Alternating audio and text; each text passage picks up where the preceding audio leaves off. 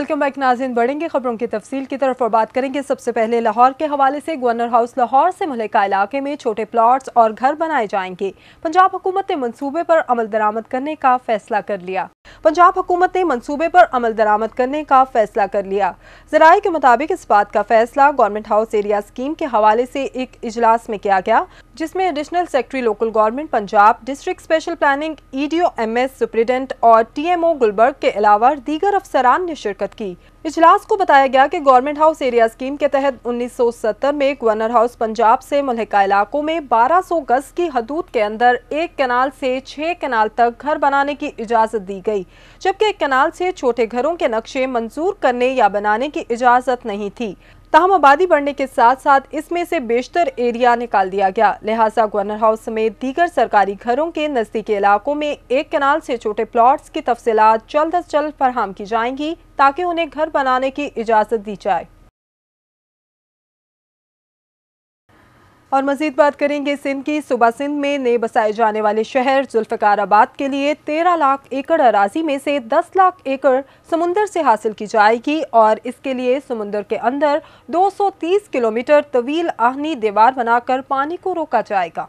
इब्तदाई तौर पर जुल्फ़िकाराबाद मंसूबे के हवाले से 3 मंसूबों पर जल्द काम शुरू किया जाएगा और इस सिलसिले में शाह बंदर की 60,000 एकड़ अराजी को इब्तदाई काम के लिए मुंतखब किया गया है। इस ज़मन में जुल्फ़िकाराबाद कमेटी के सरबराह और पीपल्स पार्टी के सूबाई सेक्रेटरी जनरल ताज हैदर ने बताया कि सदर आसिफ अली ज़रदारी इस मंसूबे पर जल्द हतमी शक्ल देना चाहते हैं, क्योंकि जुल्फ़िकाराबाद के क़याम से न सिर्फ सिंध बल्कि पूरे मुल्क के लिए तरक्की के नए दरवाजे खुलेंगे। दूसरी जानिब सिंध असम्बली के मुतअद्दिद अराकीन में तहफ़्फ़ुज़ात पाए जाते हैं। उनका कहना है कि जुल्फ़िकाराबाद डेवलपमेंट अथॉरिटी की इंतज़ामिया में मुकामी MPAs को नुमाइंदगी नहीं दी जा रही, जो कि सरासर नाइंसाफ़ी है। इसके अलावा नए शहर में सरमायाकारों और गैर मुकामी लोगों को डोमिसाइल और वोट का हक नहीं देना चाहिए। शहरी इलाकों में प्राइवेट मार्केट्स की तामीर को मुजव्वज़ा अर्बन लोकल कौंसिल की इजाज़त से मशरूत करने का फैसला कर लिया गया, जबकि कौंसिल्स को मार्केट्स पर टैक्स आयद करने का भी इख्तियार हासिल होगा। ज़राए के मुताबिक urban local council Punjab local government ordinance 2012 के तहत कायम की जा रही है, जिसकी कायमा कमेटी के बाद पंजाब काबीना भी मंजूरी दे चुकी है। इस ऑर्डिनेंस के मुताबिक अर्बन लोकल कौंसिल की हदूद में आने वाले प्राइवेट मार्केट के मालिकान कौंसिल की मर्जी के बगैर तमीराती काम नहीं करवा सकेंगे, जबकि निजी मार्केट्स पर टैक्स लगाने का इख्तियार भी कौंसिल को हासिल होगा। इसके अलावा पंजाब लोकल गवर्नमेंट ऑर्डिनेंस 2012 की रूह से मार्केट मालिकान को अर्बन लोकल कौंसिल के नोटिस के जरिए पाबंद किया गया कि वो कौंसिल की तरफ से दी गई मुकर्ररा मुद्दत के अंदर मार्केट का तमीराती काम मुकम्मल कराएंगे। रजिस्ट्रार कोऑपरेटिव ने military accounts cooperative housing society इंतजामिया के खिलाफ प्लॉट हथियाने के हवाले से दायर दरख्वास्त पर समाअत 31 अक्टूबर तक मुलतवी कर दी। मिलिट्री अकाउंट सोसाइटी के रहायशी कनीम अहमद गुरदेजी ने दरख्वास्त में मौक़िफ़ इख्तियार किया कि सोसाइटी में प्लॉट नंबर 67D और 68D मेरे नाम पर अलॉट किए गए थे, लेकिन सोसाइटी इंतज़ामिया ने इन प्लॉट्स को अपने कब्जे में लेते हुए अपना मौक़िफ़ इख्तियार किया कि ये प्लॉट्स मेन रोड प्रोजेक्ट का हिस्सा हैं, इसलिए दरख्वास्त गुजार को इनका कब्जा नहीं दिया जा सकता। जबकि सड़क की हदूद में सिर्फ एक प्लॉट 67D आया, जबकि 68D मेन रोड के तमीराती मंसूबे में शामिल नहीं हुआ। इसके बावजूद सोसाइटी इंतजामिया मेरी मलकियत इस प्लॉट का कब्जा देने से गुरेजा है, क्योंकि सड़क की तामीर से इस प्लॉट की कदर बढ़ गई है, इसलिए मुझे कोई दूसरा प्लॉट लेने पर मजबूर किया जा रहा है। नाज़रीन, कानून विरासत के बावजूद ख़वातीन को विरासती जायदाद से महरूम रखा जाता है और इस काम में कानूनी वारिसान के साथ साथ रेवेन्यू का अमला भी मुलव्वस पाया जाता है। माशरे के इस अहम मसले की जानिब तवज्जो दिला रही हैं रियाज हुसैन अपनी इस रिपोर्ट में।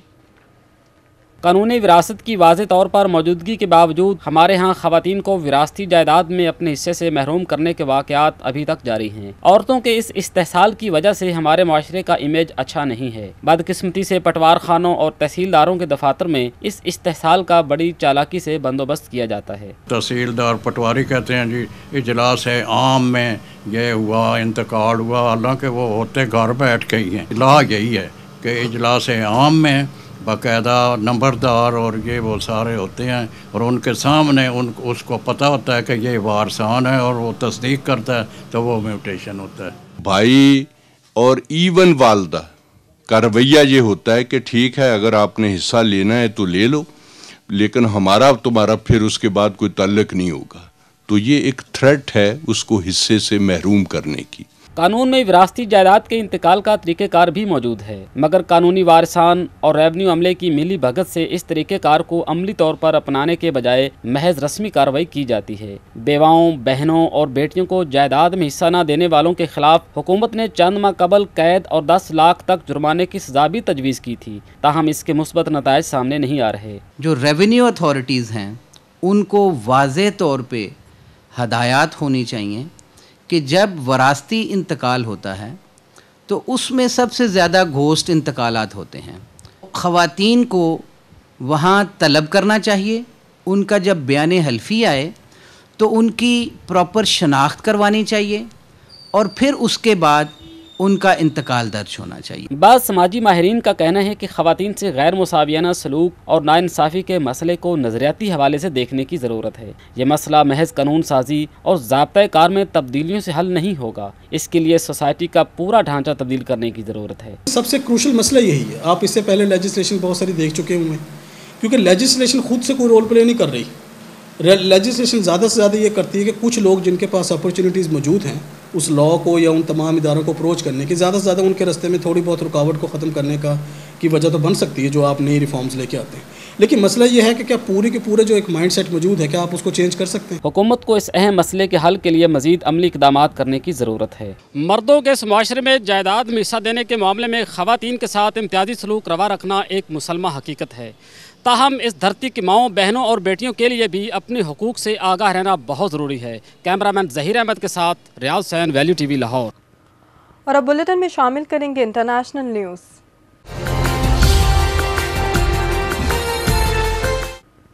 लंदन की मुख्तलिफ सड़कों पर पार्किंग टिकट की शरह में इजाफे से कारोबार बुरी तरह मुतासर होने लगा, क्योंकि पार्किंग टिकट की शरह बढ़ जाने की वजह से शहरियों ने खरीदारी के लिए दूसरे इलाकों का रुख कर लिया है।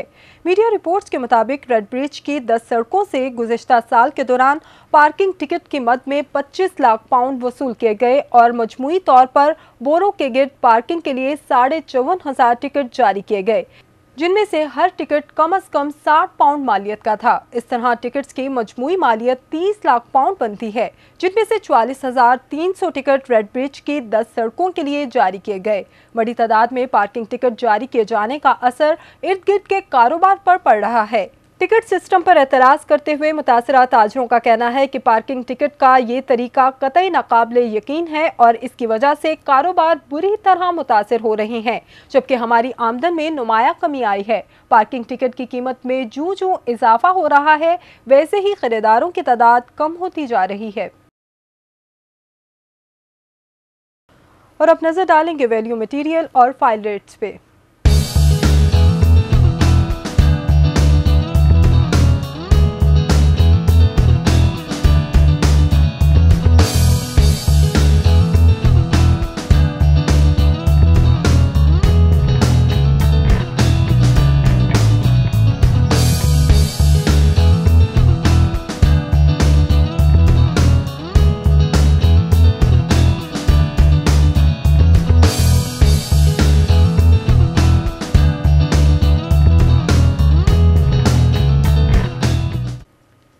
वैल्यू टीवी के इस न्यूज़ बुलेटिन से फिल वक्त इतना ही। सादिया लियाकत और न्यूज़ टीम को इजाज़त दीजिए। अल्लाह हाफिज़।